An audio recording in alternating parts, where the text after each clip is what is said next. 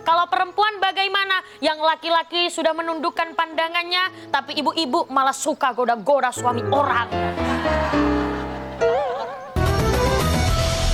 Ketika terjadi misal sentuhan atau apa, yang penting tidak disengaja-sengajain. Nah. Si drivernya direm-rem, itu nggak boleh. Apalagi yang cengtri-cengtri gitu. Cengtri itu apa sih? Bonceng tri. Bonceng tiga. Bonceng tiga, biar kan anak-anak sekolah gitu. Oh, itu mah. Hemat biaya gitu. Oh, itu mah. Oh iya, yang bawang-bawangan itu ya? Cabe-cabean, cabe-cabean. Bawang-bawang. Oke. Ada mau sampaikan lagi, Ning? Monggo.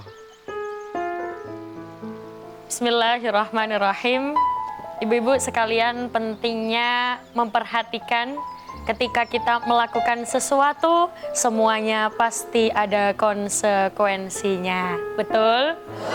Makanya kata Rasulullah, kita harus jadi orang yang selalu berhati-hati dalam hal apapun. Apalagi dalam hal berhubungan dengan lawan jenis. Apalagi hubungannya dengan orang lain yang gendernya tidak sama dengan kita. Itu kan bisa menimbulkan fitnah, betul? Sebagai laki-laki juga begitu. Penonton pemirsa yang di rumah yang laki-laki, seperti yang bagaimana tadi kita bahas, ghaddul basor, maksudnya bagaimana menundukkan pandangan, menjaga pandangannya. Sebenarnya kalau laki-laki itu boleh memandang perempuan yang bukan mahram, tapi harus ada penyebabnya. Apa itu? Ada hajah muamalah. Apa itu? Keperluan. Ada keperluan. Contoh, misal Rasulullah dulu pas waktu berdagang itu bawahannya itu apa namanya? Karyawan. Karyawannya Rasulullah itu ada yang perempuan. Apa Rasulullah tidak memandang wajahnya? Ya melihat, tapi cukup sekedarnya saja dan sebutuhnya saja. Kalau ada keperluan tertentu, misal mau ngobrol apa dengan laki-laki pas waktu di pekerjaan, itu boleh-boleh saja. Karena apa? Ada keperluan muamalah. Yang kedua, misal laki-laki boleh melihat perempuan kalau misalkan dalam hal belajar. Jadi kalau guru ke muridnya itu sebenarnya boleh. Karena belajar, misal belajar tajwid. Misal belajar tajwid kan harus tahu A, I, U, E, O-nya. A, bataknya harus jelas. Bagaimana? Itu boleh melihat. Tapi alangkah lebih baiknya kalau gurunya sama-sama perempuan, sama-sama laki-laki. Dalam hal belajar, lalu dalam hal apa lagi? Dalam hal pengobatan. Berobat. Nah, itu boleh melihat. Dokter kepada pasiennya, apa yang perlu diperiksa? Contoh, ibu-ibu kalau misalkan ke klinik kecantikan. Ibu-ibu ini pada ke klinik kecantikan nggak? Oh enggak ya? Emang nggak punya uang? Jujur banget sih. Contoh, mahal, mau yang murah, air wudhu. Betul. Jadi ketika ke klinik, misalkan berobat ke dokter sakit gigi, maka otomatis dokter harus melihat wajah, betul? Nah, itu diperbolehkan. Maka kita sebagai hamba harus menjadi hamba yang berhati-hati. Itu kalau laki-laki. Kalau perempuan bagaimana? Yang laki-laki sudah menundukkan pandangannya, tapi ibu-ibu malah suka goda-goda suami orang. Boleh apa tidak? Tidak boleh. Yang laki dijaga pandangannya, yang perempuan jangan memancing. Sampun paham, ge? Itu jadi mohon dibedakan antara melihat dan memandang. Kalau memandang tuh kayaknya gimana gitu. Kalau melihatnya biasa aja. Kayak saya ke ibu lihat gini aja, tapi nggak sampai. Kalau gitu kan, gitu ya. Tapi ibu-ibu di sini memandang. Gitu. Tadi pas main itu motor, ojolnya ganteng, mau dong.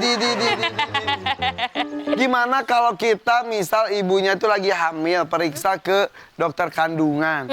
Tapi sengaja pilih dokter kandungannya yang ganteng.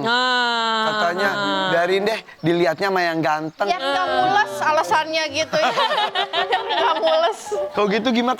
Kalau niatnya gitu mah jangan ya? Innamal a'malu bin.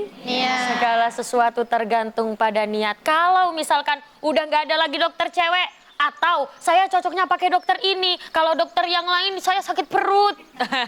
Itu boleh. Misal cocoknya dengan dokter yang ini, sudah dari awal rekam jejaknya, rekap kesakitannya. Rekam medis. Rekam medisnya dengan dokter yang ini itu boleh. Tapi kalau aku mau dengan dokter yang ini karena dia ganteng, nggak boleh. Iya. Gimana niatnya? Nah. Oke. Karena dokter kandungan pas kelahiran anak saya, ini laki-laki, tapi hebat banget. Jadi dia tuh beneran menjaga pandangannya. Nah. Jadi pas lagi itu tuh nggak.